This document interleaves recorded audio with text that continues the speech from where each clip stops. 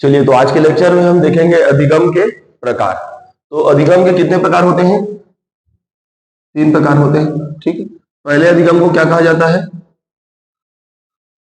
बताइए जी? गामक अधिगम।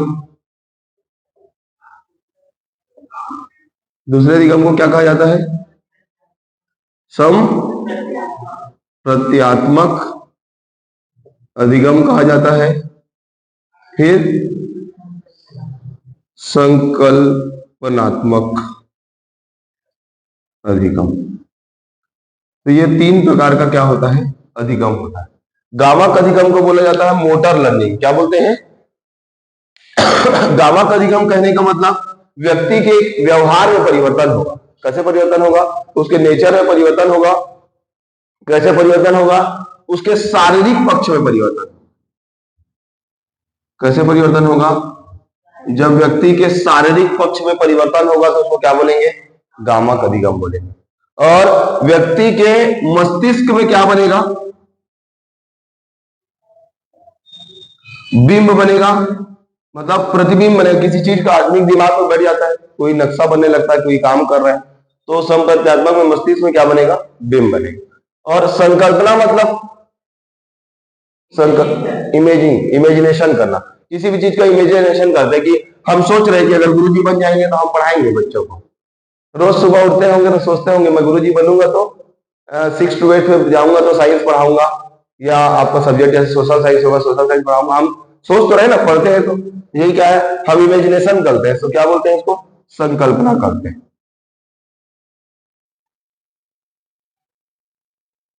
तो इसको कहा जाता है क्या? अधिगम के प्रकार। और कुछ कल्पना के आधार पर या संकल्पना बोलते हैं उसी को। उसके बाद ये जो गामक अधिगम है ना, कोई भी जो व्यक्ति रहता है वो क्या करता है? क्रिया करके सीखता है। क्रिया करके क्या करता है? सीखता है। सीधी सी बात है, आप कोई काम नहीं करोगे तो कुछ चीज सीख पाओगे क्या? नहीं सीख पाएंगे। हमको अगर किसी भी चीज को सीखना है तो क्या करना पड़ेगा? वर्क करना पड़ेगा। और ये जो क्रिया करके सीखने वाला अवस्था है, कौन सा अवस्था रहता है? बाल्यावस्था रहता है। और इस समय बच्चा क्या करता है? अनुकरण करता है। तो देखिए, हम अवस्था का कंपैरिजन कहां से कर रहे हैं? अधिगम से। हम उन दोनों का रिलेशन बता रहे हैं कि जो गामक अधिगम है उसका रिलेशन कहां से है? बाल्यावस्था से, है ना। फिर उसके बाद क्या बोले? शैशव। ये है बाल्या, यहां पे रहता है। ये आपको याद रखना है। पहले तो शैशवावस्था होता है, ये शैशवावस्था हो गया, ये बाल्यावस्था हो गया, और ये क्या है? किशोरावस्था। ऐसे याद, तीन ही तो अवस्था होता है। कोई भी जो बालक रहता है वो जब शैशवावस्था में रहता है तो किसी चीजों का क्या करता है? अनुकरण करता है। और मस्तिष्क में बीम कब बनता है? बाल्यावस्था। बालक सोचता रहता है ना कोई चीज कि आज मेरे को किंजर जो है मिलेगा, और सोचता है कि मैं आज स्कूल से जब जाऊंगा तो मेरे को कुछ खाने के लिए मिलेगा, मैगी मिलेगा। वो सोचते रहता है, तो उसके दिमाग में क्या बनता रहता है? बिंब बनता है। क्या बिंब बनता है? मैगी दिखते रहता है। स्कूल में रहता है और उसके दिमाग में क्या बन रहता है कि मम्मी घर में मैगी बना के रखी होगी, बिंब बन गया। और हम लोग संकल्पना करते हैं किशोरावस्था में, इमेजिन कर रहे हैं, रोज इमेजिन कर रहे हैं कि मैं इस बार बीएड कर लिया हूं या डीएलएड कर लिया हूं, सीजी टेट पास हो गया हूं, और संकल्पना कर रहा हूं कि मेरा इस बार जॉब लग जाएगा। जॉब लगेगा तो फिर क्या होगा? बाजा बजेगा। यही क्या है? संकल्पना। ठीक है, तो ये आपको जानना है। फिर बाल्यावस्था जो है, इस समय क्या करता है व्यक्ति जो है वो अभ्यास करता है। किसी चीज का आप बार बार अभ्यास करोगे तो रिजल्ट क्या आएगा? आप पास हो जाओगे, आपको अनुभव मिलेगा। और इसी समय प्रयास और त्रुटि, भाई किसी चीज को आप जब करोगे तब तो त्रुटि होगा उसमें, बिना प्रयास किए त्रुटि होगा क्या? ये सारा इसमें आता है। अब संकल्पना में क्या आता है?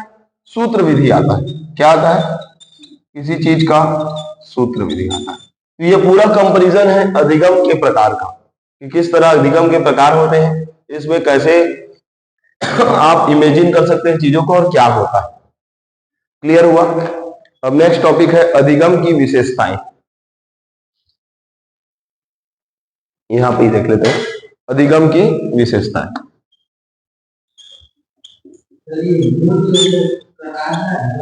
हाँ, शिक्षण सूत्र विशिष्ट, हाँ वही है। ठीक है, अब हम बात करने वाले हैं अधिगम की विशेषताएं। बताइए, अधिगम कैसे चलता है जी? निरंतर चलता है, कंटिन्यूअस चलता है। कब से कब तक? जन्म से मृत्यु तक। सबसे बड़ा विशेषता है। दूसरा विशेषता क्या है अधिगम का? अधिगम क्या चलता है हमेशा? ये तो निरंतर हो ही गया। फिर अधिगम का उद्देश्य होता है, आप लोग जो लर्निंग कर रहे हैं उसका क्या है? डीलेट कर रहे हैं उसका क्या है?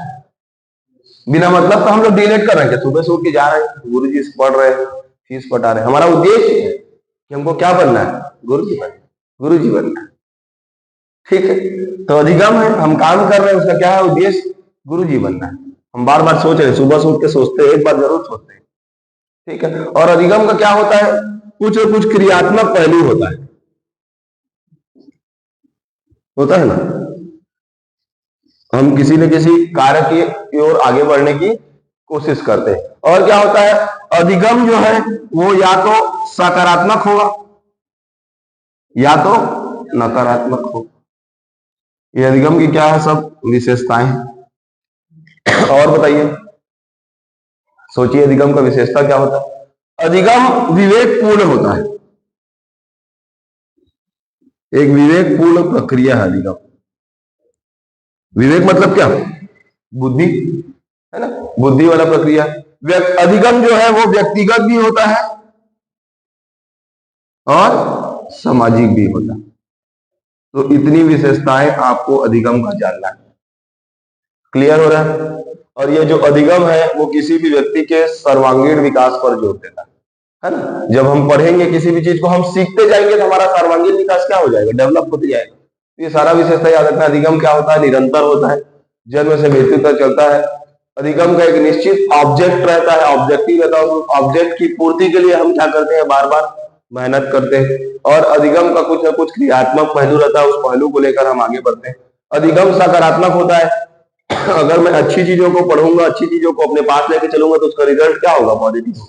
और अधिगम क्या होगा? नकारात्मक। कैसे नकारात्मक? मान लीजिए मैं कुछ गलत चीजों को सीख गया तो उसका प्रभाव क्या पड़ेगा? निगेटिव पड़ेगा। अधिगम क्या होता है? विवेकपूर्ण होता है ना, मतलब किसी भी बुद्धि से ही कार्य करता है। और अधिगम व्यक्तिगत हो सकता है। अगर मैं सिर्फ अपने बारे में सोचूंगा, मैं पढ़ा रहा हूं तो मेरा काम हो जाएगा तो क्या हो गया। लेकिन मैं बोलूंगा कि मैं जो पढ़ा रहा हूं उससे मेरे सारे स्टूडेंट को क्या मिलेगा? फायदा मिलता है। उसको क्या बोलेंगे? सामाजिक स्तर में होगा। और अधिगम से आप लोग का क्या होगा? सर्वांगीण विकास होते जाएगा। तो ये आपका दो टॉपिक है, अधिगम के प्रकार और अधिगम की विशेषताएं। नेक्स्ट टॉपिक है अधिगम का पठार। हाँ,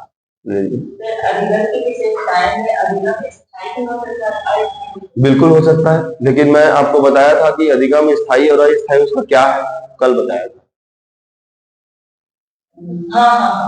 समय अधिगम के पक्ष है वो। ठीक है,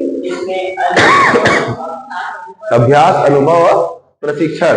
और एक अस्थायी होता है थकान, बीमार, है ना। और उसके बाद एक और चीज बताया था उसमें, मादक द्रव्यों का प्रयोग। तो ये क्या है? अस्थायी। वो अधिगम के क्या है? पक्ष है।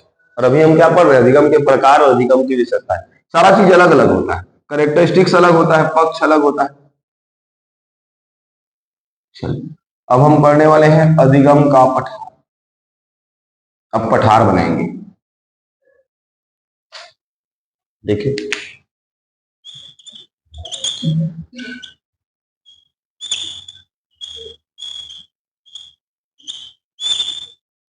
ठीक है, अधिगम का पठार क्या होगा?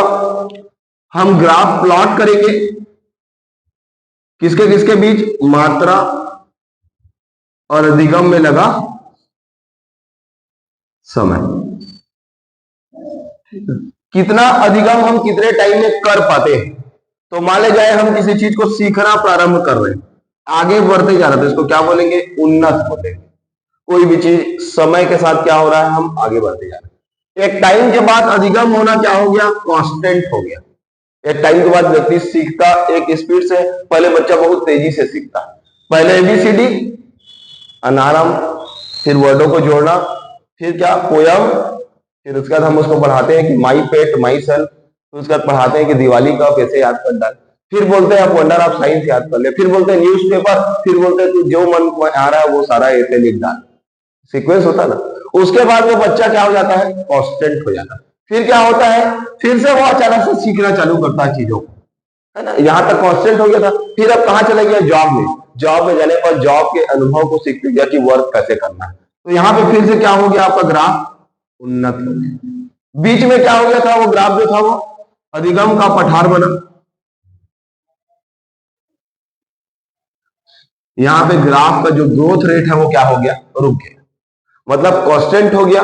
तो इसी जो अधिगम का पठार है, जहां पर जो अधिगम है या लर्निंग का जो स्पीड है वो क्या हो गया है, रुक गया है। इसी को हम क्या बोलेंगे, अधिगम का पठार। डिफाइन कैसे बोलेंगे, जब सीखने की वह प्रक्रिया जहां पर अधिगम की उन्नति रुक जाती है, हो रहा है, सीखने की वह प्रक्रिया जहां पर अधिगम की प्रक्रिया क्या हो जाता है, रुक जाता है, अर्थात बालक सीखना बंद कर देता है। उस कंडीशन को क्या बोलते हैं हम लोग, अधिगम का पठार बोलते हैं। इस अवस्था में जो ग्राफ है वो ऊपर चढ़ने के बजाय समानांतर हो जाता है, पैरेलल हो जाता है। इसको, इस ग्राफ को और ऊपर जाना चाहिए ना, तो ऊपर जाने के बजाय क्या हो गया, समानांतर हो गया। ऐसे कंडीशन को क्या कहा जाता है, अधिगम का पठार। क्लियर हो पा रहा है, और कुछ भी नहीं है, जहां पर जो लर्निंग पीरियड है वो क्या हो गया है, रुक गया है। बस इतना ही है। क्वेश्चन तो जहां तक इससे नहीं आना चाहिए।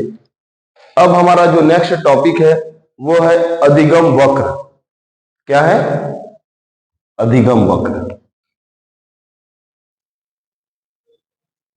अधिगम वक्र को क्या बोलेंगे, लर्निंग कर्व।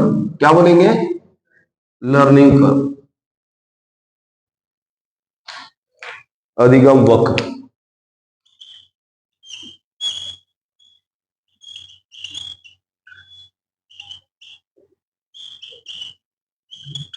लर्निंग कर्व, इसके बारे में देखते हैं। और इसी के अंदर एक और टॉपिक होता है अधिगम स्थानांतरण। इसको क्या बोलेंगे, लर्निंग ट्रांसफर। ये हमको देखना। अब क्या होता है, अधिगम की मात्रा, अधिगम की मात्रा व अधिगम की मात्रा व अधिगम में लगा समय, अधिगम में लगा समय, इन दोनों के बीच जो ग्राफ खींचा जाता है या ग्राफ प्लॉट किया जाता है उसी को क्या कहते हैं, इनके बीच हम क्या बनाएंगे, ग्राफ बनाएंगे। इसको कहेंगे हम क्या, अधिगम वक्र कहेंगे। किसके किसके बीच ग्राफ खींचेंगे, अधिगम की मात्रा और अधिगम के बीच लगा समय। अब ये जो ग्राफ होता है ना, ये 4 प्रकार का होता है। कितने प्रकार का होता है, 4 प्रकार। 4 टाइप से ग्राफ चलता है। एक को कहा जाता है सरल रेखी वक्र। सरल रेखीय वक्र, सरल रेखा मतलब क्या बोलेंगे, सीधी रेखा। सीधी रेखा मतलब सिंपल, ठीक है, लीनियर, लर्निंग और कर्व। सीधा रेखा, सिंपल, लीनियर, लर्निंग कर्व। फिर दूसरे ग्राफ को कहा जाता है उन्नतोदर वक्र। उन्नत मतलब किसी भी चीज का आगे बढ़ना, है ना, और एक होता है नतोदर, ऐसा नाम। उन्नतोदर, नतोदर, सरल रेखी, और एक होता है मिश्रित।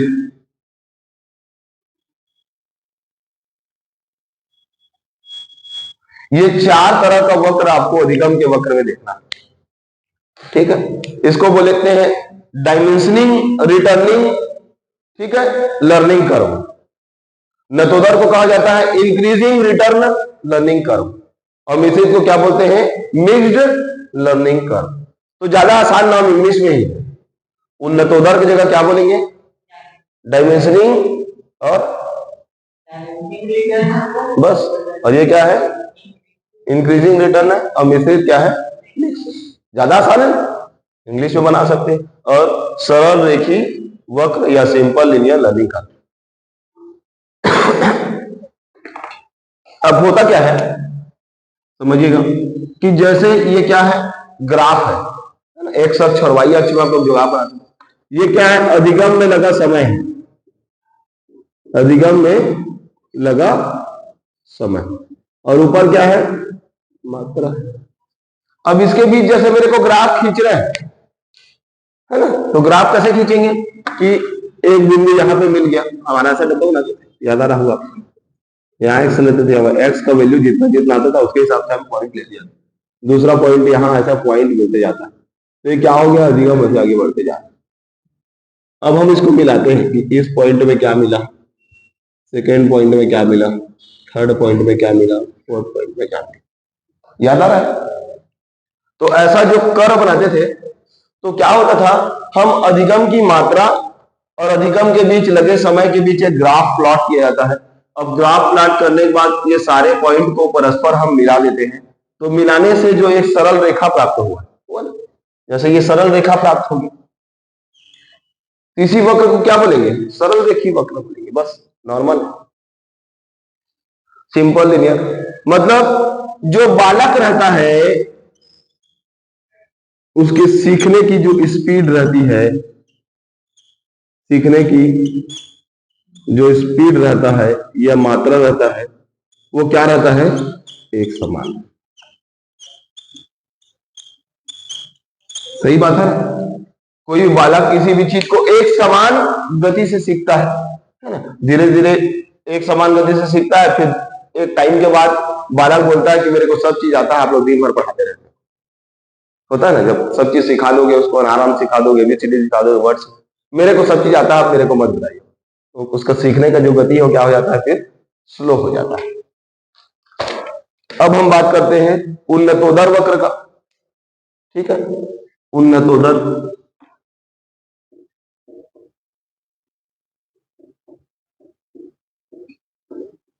ठीक है, उन्नतोदर वक्र में कैसे आएगा?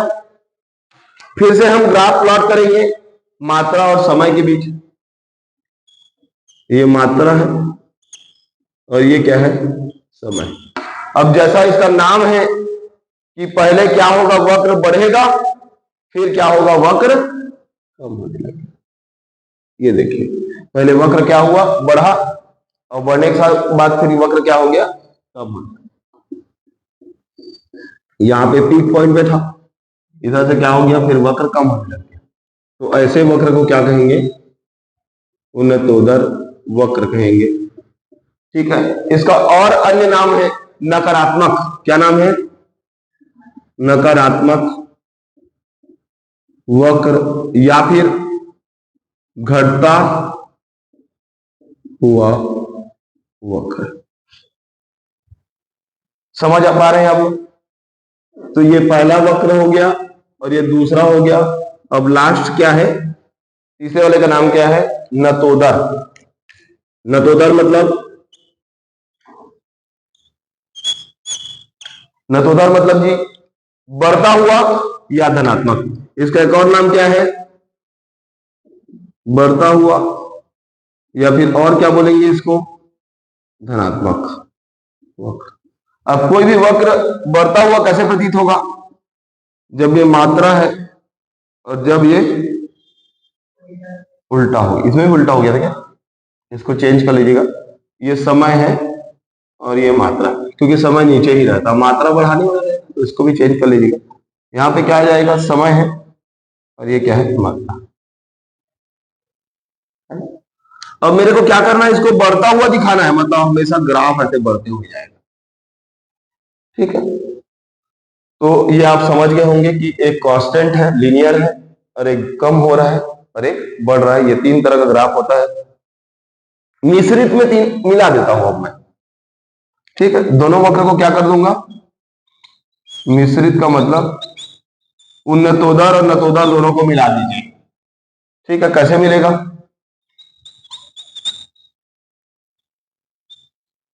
कैसे मिलेगा, ग्राफ को कैसा मिलता हुआ दिखाएंगे, कभी कम होगा कभी ज्यादा होगा, कभी कम होगा कभी ज्यादा होगा, ठीक है। उन्नतोदर फिर नतोदर, ऐसे बढ़ता घटता ऐसा नाम लिख लेंगे। तो ऐसे कर्व को क्या कहेंगे हम, मिश्रित कर्व कहेंगे। तो ये आपका जो आज का टॉपिक था उसमें मैंने आपको क्या बताया, जितने भी अधिगम के वक्र हैं उसके बारे में बताया। तो इसको बड़े ध्यान से पढ़ना है ना। क्वेश्चन आने के चांसेस थोड़े कम है इससे, लेकिन फिर भी कोशिश कीजिएगा कि अगर आ जाएगा तो हमसे बन जाए, ठीक है। चलिए, तो आज की क्लास में हम अब देखेंगे अधिगम स्थानांतरण। स्थानांतरण मतलब आप लोग जानते हो, जैसे आप गुरुजी बन जाओगे, आपका पोस्टिंग बस्तर में मिलेगा, तो आप धीरे से बोलोगे कि क्या करना है हमको, ट्रांसफर अपने घर कराना है। तो उसी तरह से अधिगम का स्थानांतरण हम देखते हैं, इसको कहा जाता है transfer of learning. Transfer of learning मतलब अधिगम को हम क्या कर देंगे, ट्रांसफर करेंगे। कहने का मतलब है कि एक परिस्थिति में जो सीखा गया ज्ञान है उसको दूसरे परिस्थिति में क्या करना, ट्रांसफर करना। शॉर्टकट में बोलेंगे, एक परिस्थिति में सीखा गया ज्ञान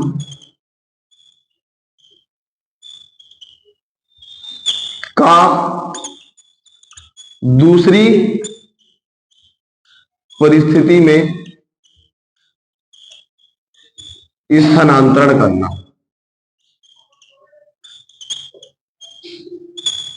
बहुत मजा आने वाला, अच्छा एग्जांपल है इसमें। एक परिस्थिति में सीखे गए ज्ञान को दूसरे परिस्थिति में क्या करना, ट्रांसफर करना, क्या कहलाता है, अधिगम का स्थानांतरण कहलाता है। अब ये जो अधिगम का स्थानांतरण है ना, ये मेनली 3 प्रकार का होता है। कितने प्रकार का होता है, 3 प्रकार का। पहला होता है क्षैतिज स्थानांतरण, ए होता है क्षैतिज, क्षैतिज स्थानांतरण,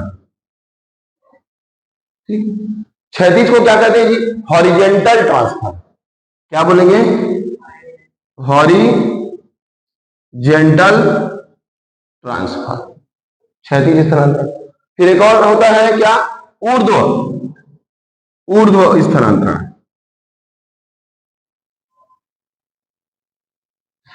ऊर्ध्व को क्या बोलेंगे, वर्टिकल ट्रांसफर, है ना। एक हो गया क्षैतिज, एक हो गया ऊर्ध्व। एक होता है एक पक्षीय स्थानांतरण।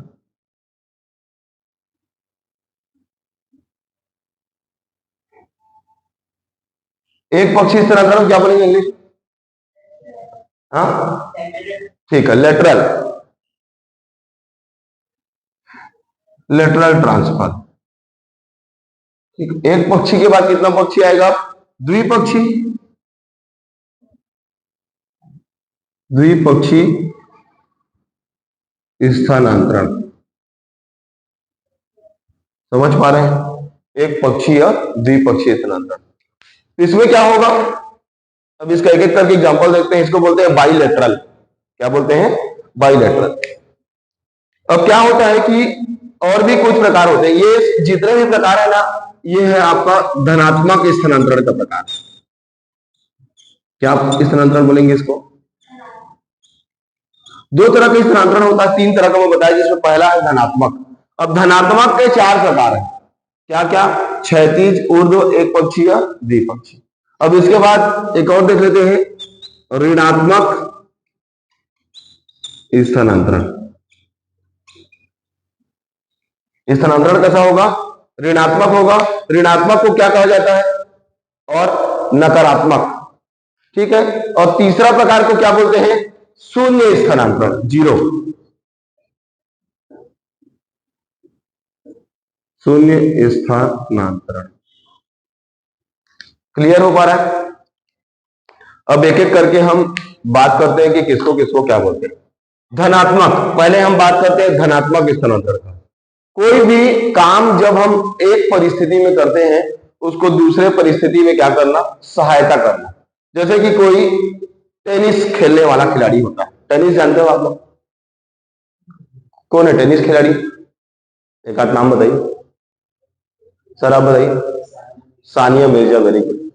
जो टेनिस अच्छा खेलता है वो निश्चित है कि बैडमिंटन बहुत अच्छा खेलेगा, क्योंकि दोनों क्या है, एक ही तरह का गेम।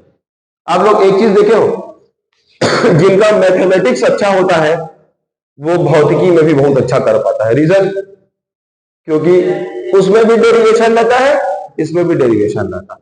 और आप देखे होंगे, एक छत्तीसगढ़ी में आपको बता रहा हूं, जिन लोग गिल्ली डंडा अच्छा खेलते हैं ना, उन लोग क्रिकेट भी बहुत अच्छा खेलते हैं। दोनों का कॉन्सेप्ट क्या है, एक ही है। और जिनका संस्कृत ग्रामर अच्छा होता है उसका हिंदी ग्रामर भी अच्छा होता है, जिसका हिंदी ग्रामर अच्छा होता है उसका संस्कृत ग्रामर भी। तो ये एग्जाम्पल है आपका किसका, धनात्मक या सकारात्मक अधिगम का।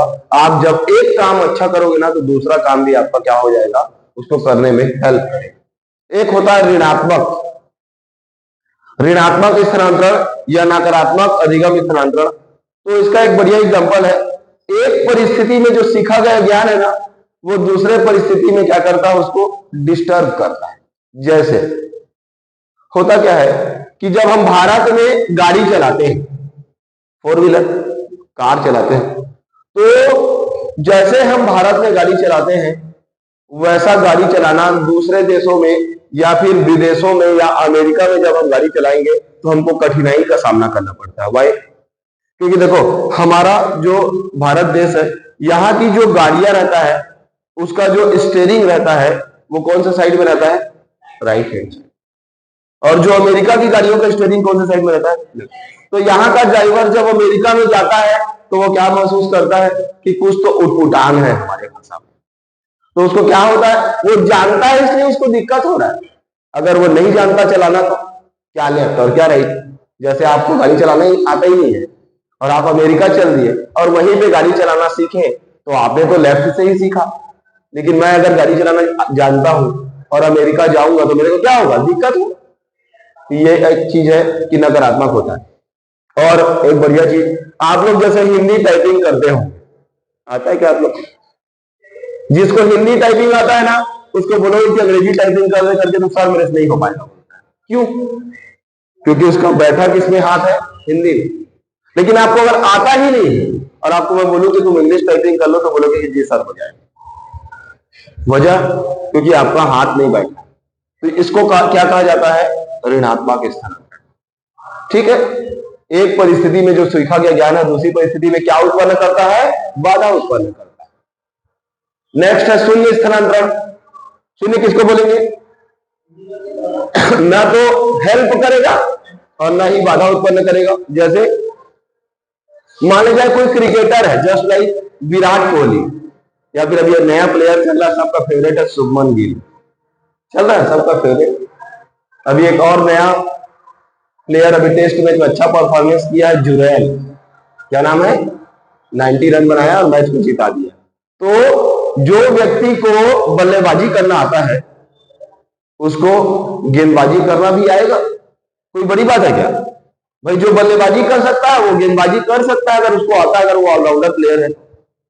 लेकिन मान ले जाए कोई ऐसा प्लेयर है जो अच्छा बल्लेबाजी भी करता है, अच्छा गेंदबाजी भी करता है, तो कोई बड़ी बात है क्या, कोई बड़ी बात नहीं। तो ये किसी तरह का बाधा हुआ क्या इसमें, कोई बाधा नहीं। तो ऐसे स्थानांतरण को क्या कहते हैं, जीरो। या फिर कोई एक अजीब सा एग्जांपल बता रहा हूं, जैसे कोई व्यक्ति है जिसको कार चलाना आता है, तो हो सकता है कि कार चलाने वाला व्यक्ति अच्छा बाइक भी चला सकता है और घर के काम में हेल्प भी कर सकता है, खाना भी अच्छा पका सकता है। तो इसमें कुछ स्थानांतरण हुआ क्या, दोनों का एक दूसरे से कोई रिलेशन ना होना क्या कहलाता है, शून्य स्थानांतरण कहलाता है। क्लियर है? अब ये जो शून्य स्थानांतरण है ना, इसके बहुत सारे प्रकार हैं। शून्य के नहीं, धनात्मक वाला। पहला प्रकार है क्षैतिज। क्षैतिज मतलब, क्षैतिज स्थानांतरण को बोलते हैं कि किसी एक परिस्थिति में जैसे आपको कुछ ज्ञान आता है तो उसी ज्ञान का दूसरी परिस्थिति में उपयोग कर लेना। जैसे मान ले जाए कि किसी भी एक गर्ल है, उसको स्कूटी चलाना आता है, तो आप देखना स्कूटी चलाने वाले गर्ल को बाइक चलाना भी आ जाता है। एक गर्ल की बात है। जैसे कोई बॉय है तो वो अगर स्कूटर को चला लेता है तो बाइक को भी चला लेता है, क्योंकि दोनों का क्या है, प्रिंसिपल एक ही है। है ना। तो इसको क्या बोलते हैं? क्षैतिज स्थानांतरण बोलते हैं। एक होता है ऊर्ध्व स्थानांतरण। ऊर्ध्व मतलब जैसे एग्जांपल के लिए कोई स्कूटर चलाता है तो उसको कॉन्फिडेंस है कि मुझे स्कूटर चलाना अच्छे से आता है, तो इसी कॉन्फिडेंस में वो कार चलाना भी सीख जाता है। तो इसको क्या बोलते हैं? ऊर्ध्व। ऊर्ध्व मतलब बढ़ना, समझ गए। तो कोई व्यक्ति जब स्कूटर चलाना आता है तो वो कार चलाना भी सीख जाता है, उसको क्या बोलते हैं? ऊर्ध्व स्थानांतरण बोलते हैं। कॉन्फिडेंस से सीखते हैं ना। मान लीजिए आपको भौतिकी अच्छा आता है तो आप कॉन्फिडेंस में भौतिकी में क्या करेंगे? एमएससी करेंगे। क्यों करेंगे? क्योंकि आपको लग रहा है कि मैं भौतिकी में अच्छा कर सकता हूं। आपको लगता होगा कि मैं बायोलॉजी में अच्छा कर सकता हूं, तो आप बायोलॉजी में क्या करते हैं? एमएससी करते हैं। इसी को क्या बोलते हैं? ऊर्ध्व स्थानांतरण। और बहुत अच्छा करते हैं तो एमएससी के बाद मैं पीएचडी कर लेता हूँ, रिसर्च करता हूँ थोड़ा सा। क्यों कर रहे हैं? क्योंकि आपको लग रहा है कि मैं ऊर्ध्व स्थानांतरण कर सकता हूँ। नेक्स्ट है आपका एक पक्षी स्थानांतरण। एक पक्षी मतलब जैसे बताइए एक पक्षी का।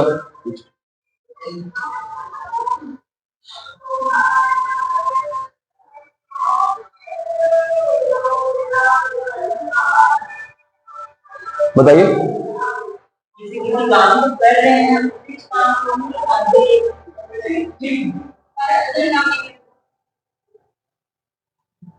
जैसे कि मान लीजिए किसी काम को मैं एक हाथ से कर सकता हूं तो उसके लिए दोनों हाथ का उपयोग करने की जरूरत नहीं है। मैं एक्सपर्ट हूं कि एक हाथ से बहुत स्पीड से लिख सकता हूं तो दूसरे हाथ का प्रयोग करने की मेरे को जरूरत नहीं पड़ता। मान लीजिए मेरे एक हाथ में चोट लग गया है और वो मेरा राइट हैंड है और मैं लिखता लेफ्ट हैंड हूं तो मेरे को क्या ही फर्क पड़ेगा, मैं कर लूंगा ना काम। उसी को क्या बोलेंगे? एक पक्षीय स्थानांतरण। मान लीजिए कोई लेफ्ट हैंडर बेस्टमैन है ना, उसका राइट हैंड में लग गया तो भाई प्रभाव पड़ेगा क्योंकि दोनों हाथ से तो बैठ। लेकिन अगर एक हाथ का काम है तो फर्क नहीं पड़ता। फिर है एक द्विपक्षीय स्थानांतरण। द्विपक्षीय स्थानांतरण मतलब कोई भी ऐसा कोई बल्लेबाज है जिसको लेफ्ट हैंड और राइट हैंड दोनों से ही बैटिंग करने आता है तो क्या फर्क पड़ता है? कई लोग होते हैं ना कि कौन से हाथ से बैटिंग करूं जरा बताओ, ऐसे वाले भी लोग हैं। तो उनके में क्या रहता है? दोनों तरह लेफ्ट हैंड और राइट हैंड दोनों में बैटिंग करने क्या होता है? निपुण होते हैं वो। तो ऐसे इस स्थानांतरण को क्या कहा जाता है? द्विपक्षीय स्थानांतरण कहा जाता है। तो आज की क्लास में हमने क्या सीखा कि अधिगम के जितने भी स्थानांतरण है ना, उसको शॉर्टकट में देखते हैं कि अधिगम का जो मुख्य प्रकार होता है वो 3 प्रकार होता है। पहले को क्या कहा जाता है? धनात्मक या सकारात्मक स्थानांतरण। दूसरे को कहा जाता है ऋणात्मक या नकारात्मक स्थानांतरण और तीसरे को क्या कहा जाता है? जीरो स्थानांतरण। अब ये जो धनात्मक स्थानांतरण है इसके कितने प्रकार हैं? 4 प्रकार है। कौन कौन सा? क्षैतिज, ऊर्ध्व, एक पक्षी और सारे का एग्जाम्पल याद रखना है। इसके क्वेश्चन एग्जाम्पल से पूछा जाता है, एग्जाम्पल लिख देता है और पूछता है कि कौन सा स्थानांतरण। इसको आप बार बार रिवीजन कीजिएगा, बहुत इंपॉर्टेंट है। ठीक है।